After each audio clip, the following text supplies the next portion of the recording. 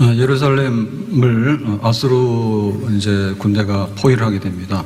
그래서 예루살렘에 양식이 떨어지고 물이 떨어지면 죽잖아요. 그래서 아수르 군대가 18만 5천 명이 되는데 정말 멸망의 위기에 처해 있게 됩니다. 그때 이제 왕이 히스기야인데요. 히스기야가 어떻게 했는가? 오늘 14절에 보니까 이렇게 말합니다. 히스기야가 그 사자들의 손에서 글을 받아보고, 글이라고 하는 것은 뭐 외교 문서인데 협박하는 문서죠. 사자들의 손에서 이제 사람을 보내가지고 너희들이 그 항복해라, 그런 거죠. 여호와의 전에 올라가서 여호와의 전은 성전입니다. 성전에 올라가서 그 글을 여호와 앞에 펴놓고라고 하는 얘기는 이제 그 문서 자체를 하나님께 보여드리면서 지금 우리가 이런 상황에 있고 또 이렇게 마지막 그 협박을 받고 있는데 우리가 좀 살 길이 있겠는가, 이제 이런 거를 하나님께 이제 기도하려고 하는 겁니다. 펴놓은 다음에 15절에 보니까 여호와께 기도하여 이르되 이제 기도를 본격적으로 하게 되는 거죠. 그래서 히스기야는 자기 군대가 없고 힘이 없기 때문에 그 예루살렘을 보호하기 위해서는 하나님의 도움과 구원이 있어야 되겠다. 그게 기도를 했다. 그래서 이제 기도를 했다는 게 중요한 거예요. 기도했다. 근데 기도를 미루지 아니하고 즉시로 기도했다. 근데 어떻게 했는가 하면 지금 있는 상황에 대해서 있는 그대로, 뭐 우리 같으면 지금 영상으로 가져가면 되겠죠. 근데 이제 그 문서 자체를 가져가서 하나님께 펴놨다. 그랬더니 이제 하나님께서 이 히스기야의 기도를 응답하셔가지고 아수르 군대를 물리치고 예루살렘을 구원하게 되는데 36절에 보면 이렇게 나옵니다. 여호와의 사자가 나와서, 여기 여호와의 사자는 천사들이죠, 그죠? 하나님께서 보내는 미가엘 천사, 전쟁하는 천사, 이런 천사를 보내가지고 아수르 진중에서 18만 5천인을 쳤으므로, 그러니까 여기 보면 아수르 군대 숫자가 18만 5천 명인데 아침에 일찍이 일어나 본즉 시체뿐이라. 그러니까 밤사이에 다 전멸당하게 된 거예요. 그래서 하나님께서 이렇게 기도를 들으셨다. 하나님은 크고 위대하시고 하나님의 자녀들의 부르짖는 기도를 들으시는 그런 하나님인 줄로 믿습니다. 우리가 인생의 위기를 당하거나 혹은 가정의 위기를 당하거나 혹은 또 국가의 위기를 당하거나 할 때 정말 하나님을 찾아서 기도하게 되면 하나님께서 기도를 응답하시게 되는 거죠. 자, 그러면 이제 이 기도를 어떻게 할 건가? 편지 갖다 놓고 이거 보세요, 문서 갖다 놓고 이거 보세요, 나올 수는 없잖아요. 그래서 이제 기도를 하게 되는데, 기도라고 하는 것은 시작이 있고 그 다음에 이제 전개, 본론이 있고 그 다음 마지막에 결론이 있게 되는 겁니다. 그래서 우리가 누구를 만나서 무슨 일을 성립을 시키려고 그러도 처음에 만나면은 인사하고 그 다음에 본격적으로 협의를 한 다음에 그 다음에 최종적으로 협의에 대한 그 결론을 내잖아요. 기도 똑같은 거예요. 그래서 시작이 반이라 했는데 그러면 기도를 어떻게 시작할 것인가? 기도의 시작은 기도의 문을 여는 겁니다. 기도의 문을 여는 거는 기도의 혹격입니다. 혹격. 그러니까 누구한테 기도할 것인가를 찾는 거거든요. 우리가 편지를 보내면 편지를 아무리 잘 써도 받는 사람 수신자가 불명하면 안 가요. 우리가 택배를 보내잖아요. 그럼 택배가 아무리 보내주고 싶어도 거기에 주소가 분명치 않으면 택배 배달이 안 되는 거예요. 그래서 하나님께 기도한다라고 할 때 예수님이 주기도문을 이렇게 가르쳤잖아요. 하늘에 계신 우리 아버지요, 이렇게 했잖아요. 그래서 이제 그 이름을 부르는 게 중요한 겁니다. 내가 하나님께 기도합니다. 하나님을 부르는 거죠.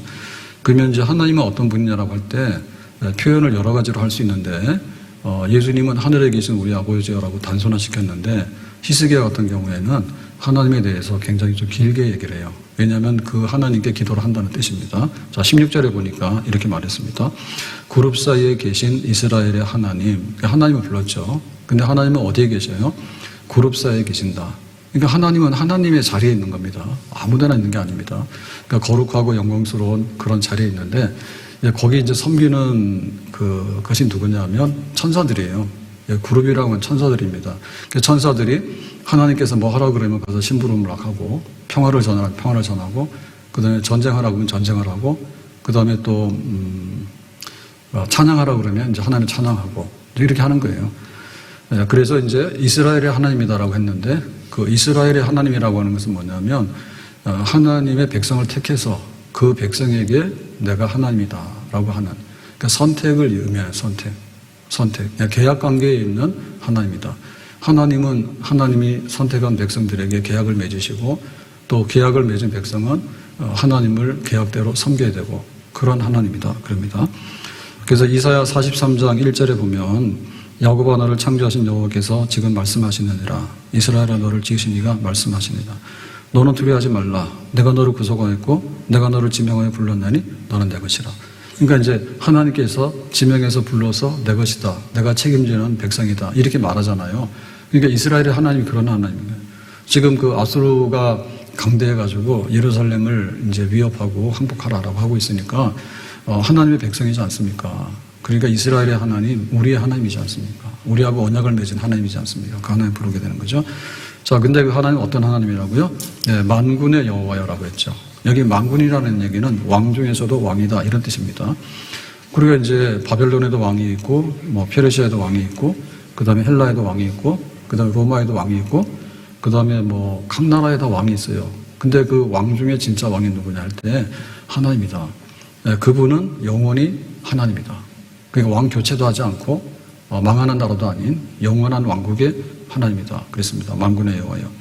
근데 이 만군의 여호와는 어떻게 됐습니까? 천하 만국의 유일하신 하나님이라.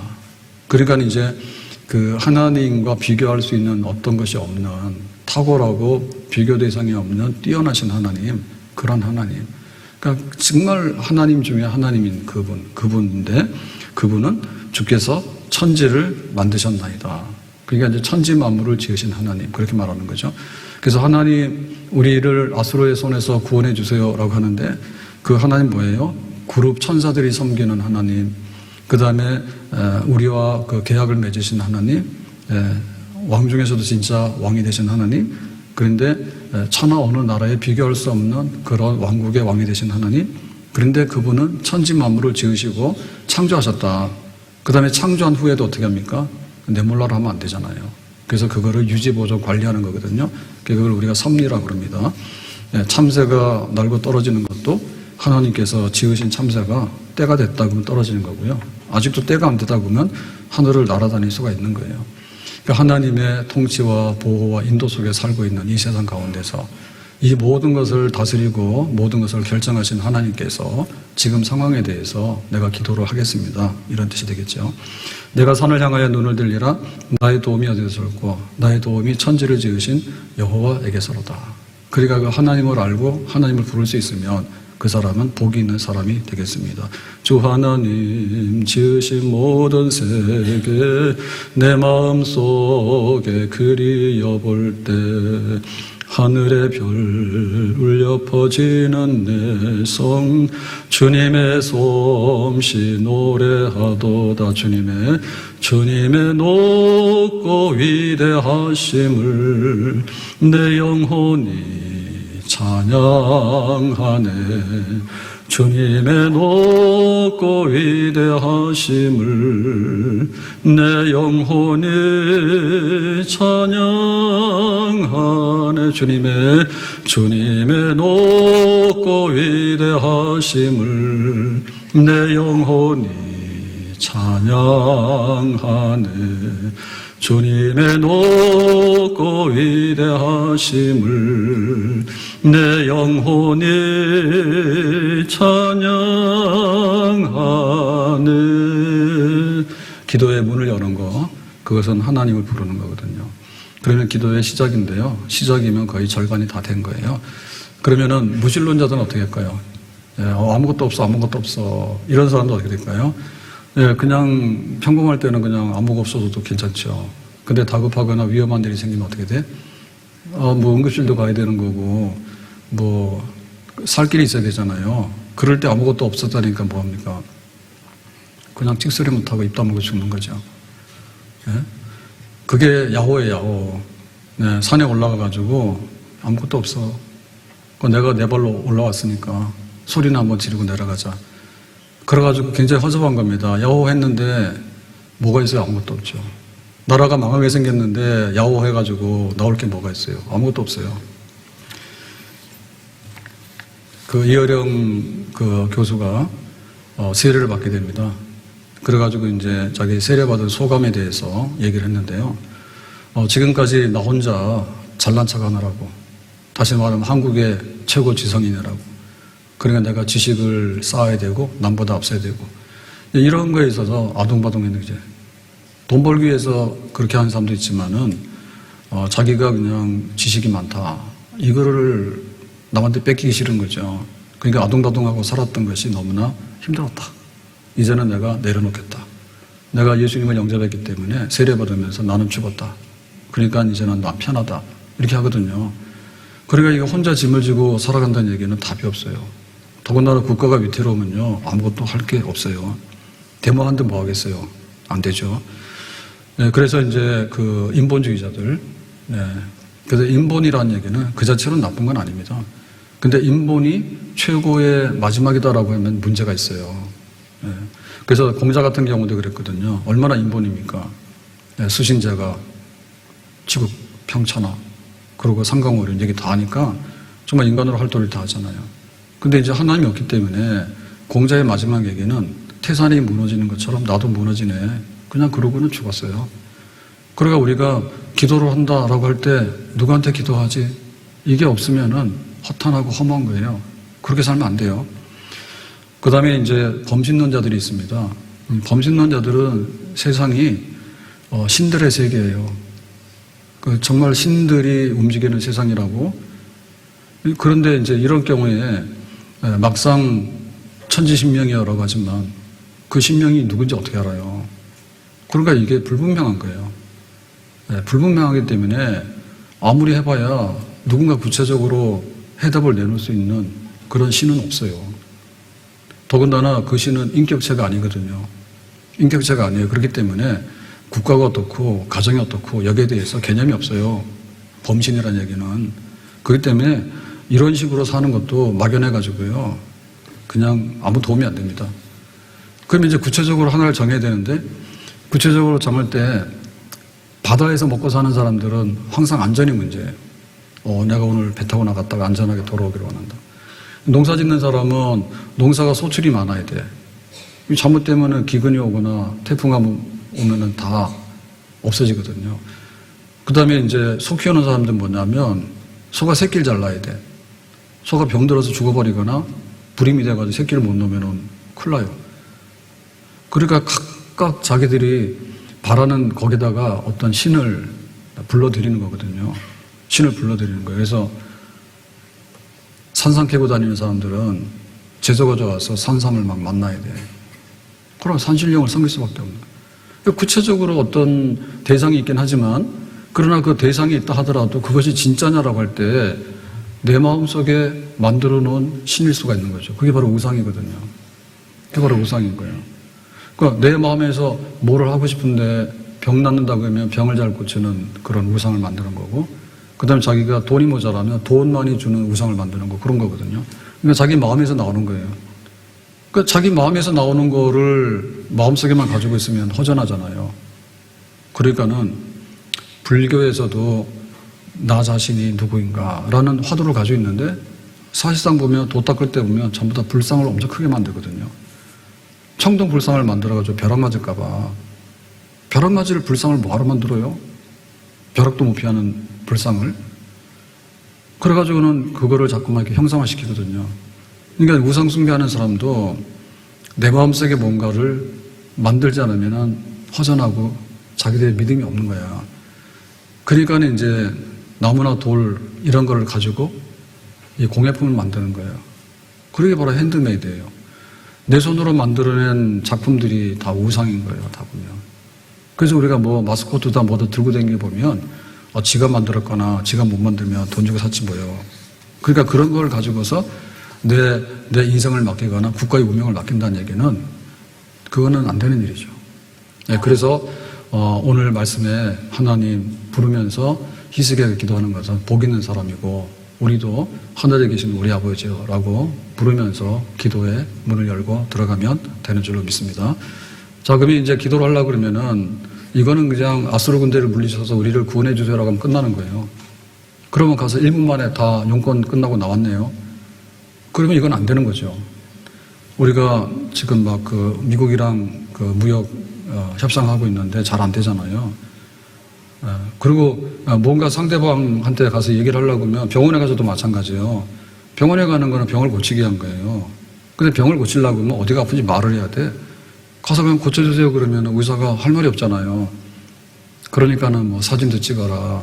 그 다음에 여러 가지 진단검사를 하라 하잖아요. 그래서 그 결과를 보고서 대략 얘기를 한 다음에 그 다음에 약 먹을래요? 수술할래요? 뭐 이런 식으로 얘기를 하잖아요. 그러면 이제 결말이 나오는 거예요. 결말은 고치는 거예요. 그렇기 때문에 기도의 내용도 그런 내용이 있어야 돼요. 왜? 하나님이 어떤 식으로 이거를 받아들여서 어떻게 할 건가에 관해서 우리가 얘기를 해야 되는 거예요. 설득이라기보다는 하나님과 이게 내용이 통해야지 우리가 원하는 진심이 전달이 될 수가 있는 거죠. 그래서 여기 보세요. 이런 그 외교 문서가 왔는데 항복하래요. 이거 던져놓고 나가버리면은 하나님이 무슨 자동 자판기도 아니고 그런 식으로는 안 하잖아요. 그래서 이제 히스기야가 그 풀어서 얘기를 합니다. 17절에 보니 이렇게 말했습니다. 여호와여 귀를 기울여 들으시옵소서. 여호와여 눈을 뜨고 보시옵소서. 그러게 눈 뜨고 보고 귀를 기울여서 들으라는 얘기니까 꼭 누구한테 하는 말 같아요? 하나님께 기도를 하지만 사람에게 하는 것 같죠. 그럼 하나님 눈이 있어 귀가 있어? 없지. 하나님 영이시기 때문에. 꼭 이렇게 표현했어요. 이거는 그냥 문학적인 표현이에요.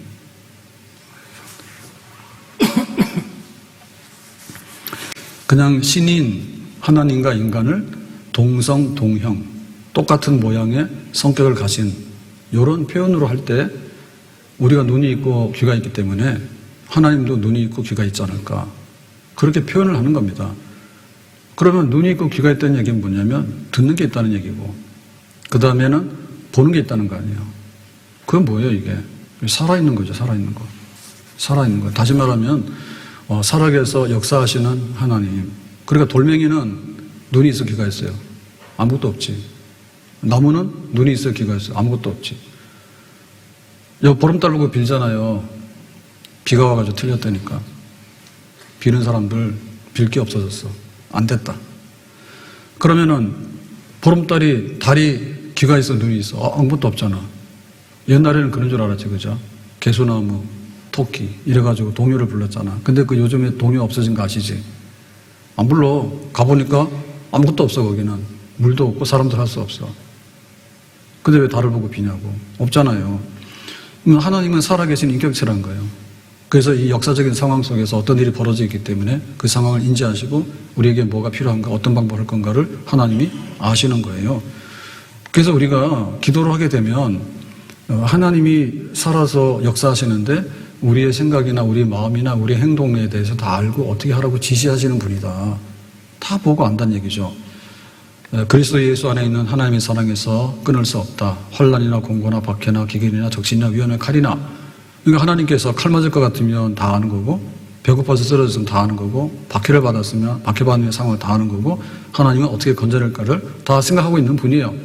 그래서 우리가 그 가서 내미는 거죠. 이렇게 하나님 사랑의 눈으로 너를 어느 때나 바라보시고 하나님 인자한 귀로서 언제나 너에게 기울이시니 어둠에 밝은 빛을 비춰주시고 너의 작은 신음에도 응답하시니 너는 어느 곳에 있든지 주를 향하고 주만 바라볼지 어둠에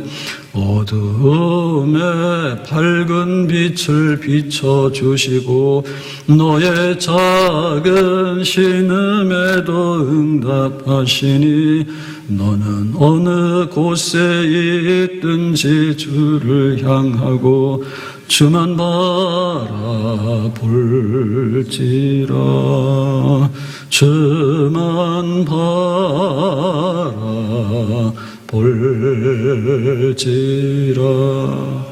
그러니까 하나님 이름 불러서 기도의 문을 열고 확 들어가서 그 다음에 지금 상황에 대해서 하나님 다 아시잖아요. 이렇게 우리가 상황을 알리는 겁니다. 한나 같은 경우에는 불임이에요. 그래서 아들이 없는 거예요. 그래서 오래도록 고민을 많이 했거든요. 그러니까 이제 남편한테 가서 불화가 생기고 그 다음에 첩이 아들을 놓으니까 또 첩이 한나를 무시하고 이래가지고 가정이 뒤집어지고 그러잖아요. 그래서 하나님께 나가서 기도하잖아요. 야 너는 왜 이렇게 기도하냐 했더니 나는 마음이 슬픈 여자예요. 그러니까 기도해요 라고 하니까 그 한나의 기도는 아들을 낳게 해주세요 라고 하는 건데 그 아들 낳게 해주세요라고 하는 것을 너무나 사무적으로 하면 안 되잖아요. 그러니까 내 마음의 슬픔을 하나님께 다 표현한 거예요. 나는 지금 그렇게 기도를 하고 있어요 라고 답을 하잖아요. 그러니까 우리도 그런 게 있어야 되는 거예요. 누군가 너를 위하여 누군가 기도하네. 내가 홀로 외로워서 마음이 무너질 때 누군가 널 위해 기도하네. 누군가 널 위하여 누군가 널 위하여 누군가 기도하네.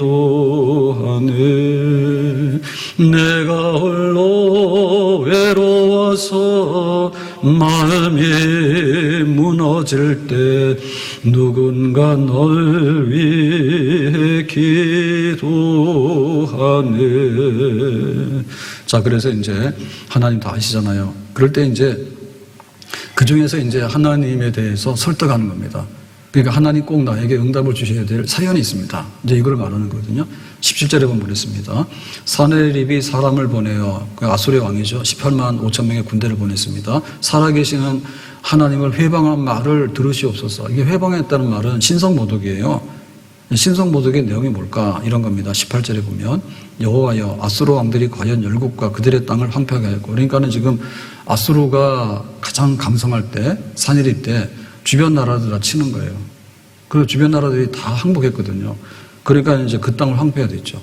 전쟁으로 다 황폐화됐는데 여기서 끝나는 게 아니라 뭐냐면 19절에 그들의 신들을 불에 던져 싸우나, 그죠? 그러니까 이제 블레셋을 정복하게 되면 블레셋을 다 파괴시킨 다음에 사람들을 뭐 죽이거나 포로로 잡아가나, 그 다음에 다 뺏어가거나 한 다음에, 그 다음에 할 게 뭐예요? 그 다음에는, 정신을 말살시켜야 되는 거예요.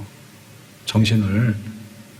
그러고는 자기들이 섬겼던 그 종교적인 어떤 그 신앙적인 것들을 무너뜨리는 거야, 최후에. 그러니까 그걸 뭐 했는가 하면은 불태우는 거야. 그러니까 신전을 불태우거나 신상을 불태우거나 해서 완전히 그냥 다, 잿더미로 만드는 거죠. 거기서는 막 싹이 날 수가 없잖아요. 그렇게 하는 거예요. 그러니까 지금 뭐예요? 예루살렘에 대해서도 마찬가지인 거예요. 예루살렘에 대해서도 야, 다른 나라들도 다 싸우다가 다 졌어, 우리한테. 니들이 뭐 여기 포위당했는데 싸울 생각하지 말고 항복해. 그리고 너희들은 하나님을 믿더라. 근데 하나님을 믿으면 너희들을 도운다고 그렇게 알고 있는데 사실은 다른 블레셋도 그렇고 암몬도 그렇고 여러 나라들이 애굽도 그렇고 전부 다 자기들이 섬기는 신들이 많아. 그런데 전부 다 도와주지 못했어. 그래서 우리가 전부 다 접수한 다음에 다 불태워버리고 다 소멸시켜버렸기 때문에 니들이 섬기는 하나님도 별 볼 일 없으니까, 그러니까 그런 데 기대지 말고 빨리 나와서 항복하라, 이런 얘기죠. 그래서 히스기야가 여기서 이제 하나님께 호소하는 거예요. 여기 그러나 던져 싸우나 그들은 신이 아니라 사람의 손으로 만든 것일 뿐 나무와 돌이라 그러므로 멸망을 당하였네. 하나님, 다른 나라가 망하는 거는 그 우상 숭배했기 때문에 우상이라는 것은 실체가 없잖아요. 그러니까 나무나 돌을 섬길 것이지 아무런 실체가 없는 것을 섬겼기 때문에 그렇게 된 거고, 불탄 것도 나무나 돌이지. 그러면 예루살렘과 여호와 하나님이 어떠냐면 예루살렘이 망하거나 혹은 하나님의 성전을 불질러고 불태우고 이런 게 되면은 어떻게 될까요, 하나님? 그거는 신성모독이고 말이 안 되지 않습니까? 그러니까 하나님께서 이렇게 예루살렘이 멸망하고 하는 것에 대해서 한가하게 뒷짐지고 그냥 구경이나 하고 계시고 나몰라라고 니네가 해결하라고 하신 건 안 되지 않습니까? 그러니까 그 하나님의 이름인 거예요. 다윗이 그 골리앗을 이기는 역사적인 싸움이 있잖아요. 물맷돌 하나 가져가서 골리앗을 이깁니다. 그럴 때 뭐라 했습니까? 너는 칼과 단창으로 오지만은 골리앗은 전사예요. 싸움꾼이에요. 그런데 다윗은 뭐예요? 목동으로 아무 무장도 없어요. 근데 어떻게 했습니까? 너는 칼과 단창으로 나오지만 나는 만군의 여호와 이름으로 나간다고. 왜냐하면 네가 하나님을 모독하는데 신성 모독인데 하나님이 너를 그냥 두지 않을 거야 라고 해서 다윗이 물맷돌을 쓰잖아요. 그런 전쟁인 거죠, 그죠? 그러니까 지금 예루살렘을 구원해야 될 가장 중요한 그 얘기가 뭐냐면 하나님은 하나님이지 않습니까? 우리하고 약속하신 하나님이지 않습니까? 나는 유일하신 분이라고 다른 우상들하고 다른 하나님이라고 말씀하지 않았습니까? 첫째 계명에 뭐라 했냐면 나 외에 다른 신을 두지 말아 하지 않습니까? 근데 그 하나님께서 예루살렘을 그냥 방치하시거나 하나님이 모욕을 당하시면 그런 일은 있을 수 없지 않습니까? 그러니 지금 빨리 오늘 밤에 우리를 구원해 주시고 역사해 주셔야 되겠습니다. 라고 하나님께 부르짖는 거예요. 배고픈 사람이 부르짖을 때 어떻게 해요? 밥 주세요라고 하잖아요. 근데 밥 주세요 3번 오고 나면은 밥 먹는 게 인생인가? 뭐 죽어도 되지. 이런 생각 들잖아요. 근데 하나님 믿는 사람이 굶어 죽었더래. 그러면은 하나님 안 되지 않습니까? 그럼 하나님께서 좀 생각이 다르겠죠. 그죠? 좀 생각이 다르겠죠. 병원에 가면 의사들이 치료를 하는데 못 고치는 사람이 많잖아요. 그럼 뭐라 그래요, 우리는? 하나님, 병원에서 못 고친다는데 그래도 하나님께서 한번 고쳐줄 수 있는가요? 그리고 우리가 두드릴 수 있는 거 아니에요? 그것이 이제 기도의 마지막 힘이에요. 우리가 뭔가를 하나님께 기도하려고 하면 구하라, 찾아라, 두드리라 그랬는데 진정성이 있어야 되고 그 내용이 있어야 돼. 그의 나라와 그의 이름을 위해서 하나님께서 어떻게 하실 건가에 대해서 하나님 나에게 돈 주시면 먹고 튈 거예요. 그러면 하나님께서 먹고 튈 놈을 뭐하러 주냐 이러겠지. 근데 보면은 믿음의 사람들은 그렇게 안 했거든요. 이왕에 내 돈 아닌데 왔다 갔다 하는 건데 하나님 많이 주시면 내가 하나님의 나라와 선교를 위해서 쓰겠어요 라고 하면은 아니 많이 쓰고서 많이 갖고 일하다가 가는 게 낫지. 그건 뭐 배고파서 죽는 것보다 낫잖아요. 그러니까 그렇게 우리가 기도를 하는 거죠. 그의 나라와 그의 의를 위해서 하나님 우리 예루살렘이 서야 되겠습니다. 이번 기회에 하나님께서 만국의 그 열방의 왕중의 왕이신 것을 하나님이 한번 보여주는 그런 기회로 삼아 주시기를 바랍니다. 그렇게 하는 거죠. 엘리야가 갈멜산에 올라가 가지고 이제 기도의 대결을 벌립니다. 왜 그런가 하면은 하나님을 버리고 바알신을 막 섬기니까 어떻게 된 게 이렇게 바알신을 섬기냐 말을 안 듣잖아요. 그러니까 이제 엘리야가 그러면은 바알 우상 섬기는 사람 450명이 기도하고 나 혼자 기도할 테니까 제단을 쌓아놓고 하늘에서 불이 떨어져서 재물을 불살리면은 그게 이제 증거가 되는 거다 했잖아. 그러니까 이제 바알 선지자들이 450명이 오전부터 저녁 때까지 소리 지르고 고함 지르고 자해하고 그 다음에 뒹굴고 했는데 아무 일도 없지. 근데 이제 엘리야가 나와서 아브라함의 이삭의 하나님, 우리 하나님이 하나님인 것을 보여주세요. 그렇게 하니까 단번에 하늘에서 불이 떨어져서 제단을 불살르고 그 하나님인 것을 증거하잖아요. 그러니까 그런 이유가 있는 거예요. 그런 이유가. 그래서 우리가 기도를 하다 보면 기도는 그냥 한마디로 그냥 병 고쳐주세요, 밥 주세요, 우리를 살려주세요. 그게 아니라 내가 왜 밥을 먹어야 되는지, 내가 왜 병을 고쳐야 되는지, 하나님께서 어떻게 고칠 건지, 그 다음에 우리 나라를 왜 살려내야 되는지 그런 이유가 있단 말이에요. 거기에 대해서 우리가 끈질기게 하나님께 나가서 호소하는 거예요. 그러니까 우리의 기도의 진정성을 하나님께 내놓는 거예요. 그래서 이 기도의 마지막은 결론이잖아요. 결론은 뭡니까? 20절에 보니까 우리 하나님 여호와여 이제 우리를 그의 손에서 구원하소서예요. 구원이 이제 마지막 기도입니다. 그래서 기도라고 하는 것은 그냥 한번 해보는 어떤 그런 그 언어의 표현이 아니고요. 그다음에 기도라고 하는 것은 되는 건 되고 안 되는 건 안 되고 그냥 한번 그냥 이렇게 확률을 보는 건 아니에요. 하나님이 반드시 구원하신다. 그러니까 이 구원이 지금 이루어져야 된다. 그러니까 이 구원이 지금만 우리에게 지금 나타나야 된다. 이 기도가 기도고 하나님은 이 구원에 대해서 응답하시는 거예요. 그러니까 천사들 보내가지고 하룻밤 사이에 18만 5천 명 군대를 친 다음에 예루살렘을 보호해가지고 이 사네립의 아수르 군대가 물러가게 되고 그래서 전 세계에 뉴스가 나가는 거죠. 다 망했는데 예루살렘은 하나님 보호해가지고 살아났다는데 그런 하나님이 계시다. 이게 되는 거죠. 우리를 구원하소서. 구원. 이거는 지금 나에게 절박한 기도입니다. 내가 오늘 밥상에 앉아서 감사히 먹겠습니다. 그거는 구원이 아니에요. 근데 알고 보면 그것도 구원이에요. 왜냐하면 굶어 죽는 사람이 굉장히 많거든요. 우리는 밥 먹고 살아야 되고 잠을 자야 돼요. 그건 내 심장이 뛰어야 되는 거예요. 그러니까 우리의 생명체라고 하는 것은 출생하는 시간부터 해가 죽는 시간이 있는데 사실은 5분이면 다 죽어버려요.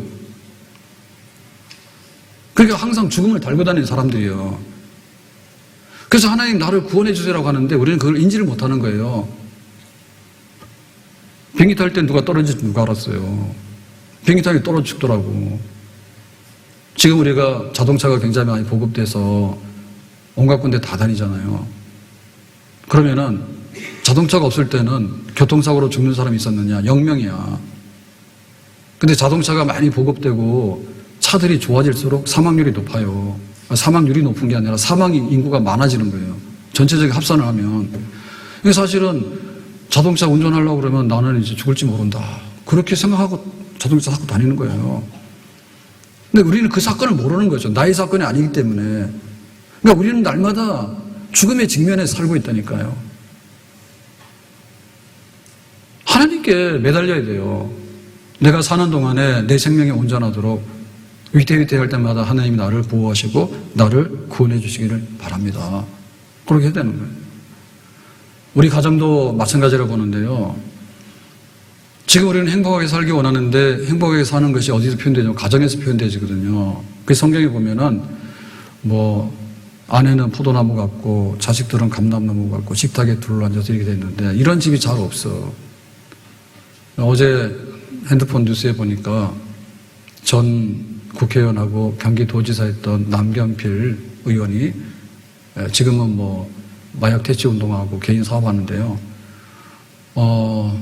자기 장남이 마약을 하잖아. 몇 번 왔다 갔다 했잖아요. 그래가지고 얼마 전에는 또 마약을 해가지고 그 아버지가 신고했다니까요. 그래가지고는 2년 6개월 동안 실형을 살았어요.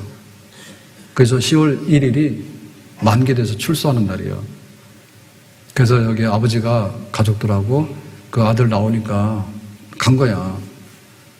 갔는데 거기다가 이제 사진 하나가 나왔는데요. 아버지가 아들을 끌어안으니까 아들은 등만 보이고 얼굴은 안 보여. 초상권이 있으니까 그런 것 같아. 그러면서 뭐라 했냐면, 아들을 한번 안아보자. 그러고는 아버지가 이렇게 그 아들을 안았대. 이렇게 안고 있는 거 사진을 한번 뉴스 한번 찾아보세요. 그거 보면서, 이런 날이 오는구나. 이렇게 말했대. 하나님께서 이런 날도 주시는구나. 이렇게 표현했대요. 그분이 우리 개신교 교인이잖아요. 교인이잖아요.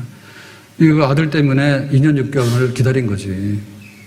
아들. 자기가 신고를 했잖아요. 아들이 마약 먹고 그러니까 신고를 했는데 아버지의 마음으로 얼마나 가슴 아프게 하루를 살았겠어요. 그러니까 하나님의 축복으로 이렇게 다시 만나는 날이 오는구나. 이러면서 끌어안았다는 거 아버지가. 근데 개인 사도 보면은 그 전에 또 부인하고 이혼을 했어요. 그죠? 그 다음에 또 정치에서도 은퇴해버렸잖아요. 그죠? 근데도 보니까 굳건하게 살면서 이렇게 마약 퇴치 운동하고 이런 걸 하게 되는데 굉장히 훌륭하다고 생각했어요. 하나님께서 이런 날도 주시는구나. 그 아들을 미워하지 않고 잘못하면 버리잖아요. 그죠? 근데 끌어안 거예요.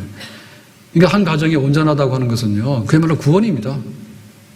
아멘? 우리 가정이 온전한 것이 구원이에요. 그래서 우리는 그걸 모르는데 내가 직장 가서 돈 벌어와서 우리 가정에 대한 책임을 다했다고 생각하시면 정말 그거는 부분적인 거예요. 황혼이혼이 왜 있습니까? 황혼이혼이. 적어도 20년, 30년을 살았는데 왜 너하고 못 살겠답니까? 구원이 없어서 그런 거예요. 부부간에도. 자녀들 중에 보면요. 온전한 자녀들이 잘 없어요. 잘난 자식은 국가가 가져가고 못난 자식은 다 내가 다 떠안는 건데 어떻게 할 수가 없어요. 가정의 구원이 이루어져야 됩니다. 우리 국가도 마찬가지인데 지금 우리는 1차 대전, 2차 대전을 겪고 나서 내전은 있고 부분적인 이런 것은 있었지만은 3차 세계대전은 아직 일어나지 않았다잖아요. 근데 지금 하는 말이 뭐냐면 푸틴이 그런다니까요. 야, 니들 자꾸 그러면은 핵 터뜨리고 3차 대전 할 거야 라고 하잖아. 그러니까 푸틴이 이걸 막을 수 있어 없어? 없잖아 그냥. 적당히 그냥 타협하려고 싸우고 있는데 계속해서 싸우자는 거잖아요. 그러니까는 이게 몇 년째예요. 이거는 정말 야만인이에요. 가장 좋은 시대에 왜 전쟁을 하려합니까? 전쟁을 하려합니까? 지금 이 세상은요, 구원받아야 되는 그런 세상이에요. 누구 하나 우리가 통제를 할 수가 없어요. 그리고 안 하던 군수공장이 막 돌아가는 거예요. 우리나라 먹고 살기 힘든 나라잖아요. 수출해야 되는데. 삼성전자 반도체 옛날에 잘 나갔는데 지금은 뭐 대만한테도 못 이겨가지고 그러고 있는데. 근데 보니까 요즘에 뭐 우리나라 탱커하고 자주포하고 그다음에 뭐 잠수정에다가 뭐 군함에다 해가지고 쏠쏠하게 무기를 좀 파는가 봐요. 그래서 우리나라가 왜 이런 나라가 됐는가 전 세계가 놀라잖아요. 놀랄 게 없는 거지. 누구 덕분입니까? 김일성이 덕분입니다. 그 다음에는 또 김정은이 덕분입니다. 그 다음에는 또 김정일이 덕분입니다. 그러니까 이 3대 때문에 덕분이라는 게 아니라 그놈이 원수이긴 하지만 이게 지금 우리나라는 휴전은 돼 있지만 계속의 전쟁 상태인 거예요. 근데 계속해서 우리는 실전은 안 하고 있지만은 실전하는 것처럼 무기를 개발하지 않으면 안 되는 거예요. 그래서 미국에서 미사일 안 주잖아요. 그럼 우리가 미사일 막 개발하고 막 발전 막 시키는 거예요. 비행기도 막 만들려고 하고 막 그렇게 되는 거예요. 그러다 보니까 어느 날 뭐예요? 무기가, 한국 무기가 그런 게 있으냐. 세계 깜짝 놀라잖아. 지금 전 세계는 위태위태합니다. 그렇기 때문에 구원받아야 되는 세상입니다. 그러니까 히스기야가 예루살렘이 포위됐을 때 아이고 하나님 우리를 건져주세요라고 한 얘기는 성경에 나오는 옛날에 호랑이가 담배 피우던 시절에 했던 얘기다 이렇게 하시면 안 되고 그냥 내가 살아가면서 항상 나는 죽음에 이르는 병을 안고 있기 때문에 나는 구원받아야 되는 사람이야. 우리 가정이 뭐라 해가지고 애 놓기도 힘든데 결혼하기도 힘든데 결혼도 하는가 지금 32세 34세 돼가지고 평균이라는데 이 옛날로 말하면 할아버지지 뭐야 할머니지. 10대 후반 20대 초반이면 결혼했잖아요. 결혼 힘들잖아 힘들어. 그래가지고 결혼한 예시장 잡는데 1년씩 걸리니까. 근데 이혼하는데 얼마 걸려요? 3개월도 안 걸려요. 이 사람이 엉망인 거야 지금. 뭐가 안 맞아요. 그러니까 구원을 받아야 돼. 그래야지 내가 사랑도 하게 되고 가정도 갖게 되는 거고 자녀도 양육하게 되는 거고 그 다음에 또 다음 세대를 위해서 평생도록 살면서 그런 온전한 가정이 되는데 잘 사는 세상에 온전한 가정은 없고 지금처럼 풍요로운 세상이 어디 있었어요. 근데 지금처럼 전 세계를 죽인다 살린다고 협박하는 사람들이 많이 나온 시대도 없다니까요. 히틀러는 아무것도 아니에요 지금. 아무것도 아니에요. 아무튼 오늘 말씀드렸는데요. 추석 명절 이렇게 됐는데 제가 고민을 했어요. 오늘 예배를 드리긴 드려야 되는데 예배를 드리긴 드리는 게 아니라 당연히 드리는데 뭔 얘기할까 할 때 보통 이런 거죠. 추석 때 가족끼리 싸우지 말고 감사하고 하나님의 축복이 있기를 바란다고 그러고 하잖아요. 그거 하려고 그러다가 제가 마음이 바뀌었어요. 그래서 히스기야처럼 기도를 해야 되겠다고. 그러니까 우리 가정이 평범하게 살아가는 것으로는 안 된다 그 말이에요. 그 다음에 우리가 이렇게 일반적인 풍습에 따라 살아가잖아요. 추석이면 추석을 지내고 설이면 설 지내는 거지. 안 하면 뭐예요? 이상한 사람이지. 그것만 해서는 우리가 안 된다는 얘기예요. 평범하게 혹은 그냥 풍습을 따라서 혹은 다른 세상 사람들이 살아가는 모양을 따라서 여행도 가고 또 어디 빌로도 가고 보름달 보러도 가고 온갖 거 다 하는데 그까지 안 되겠더라. 그러니 나는 하나님을 알고 있는가? 천지를 지으신 하나님이 나의 하나님인 것을 내가 알고 있는가? 나는 그 하나님 믿고 있는가? 그리고 나는 그 하나님의 구원을 받아야 된다라고 하는 이 기도의 무릎으로 살아야 된다는 것을 우리가 알고 있는가? 우리 가정이 하나님을 섬기면서 기도하면서 하나님의 구원 속에서 우리 가정이 보존되어지고 우리 가정이 하나님의 은총과 축복을 누릴 수 있는 그런 가정이 될 수 있기를 예수님의 이름으로 축복합니다. 그냥 좋은 추석이 아니라 우리 하나님의 축복과 기도 응답이 있고 부르짖는 그런 우리 가정의 축복이 있기를 예수님의 이름으로 축원합니다. 기도합니다. 오늘 주신 말씀과 같이 우리가 하나님을 알고 하나님을 섬기고 하나님 앞에 기도하고 하나님의 구원을 받고 그래서 위태한 인생이 위태로운 가정들이 위태로운 나라가 세상이 제자리로 돌아와서 평화롭게 살아갈 수 있는 샬롬이 넘쳐날 수 있는 축복의 삶이 있기를 원합니다. 예수님의 이름으로 기도합나이다. 아멘.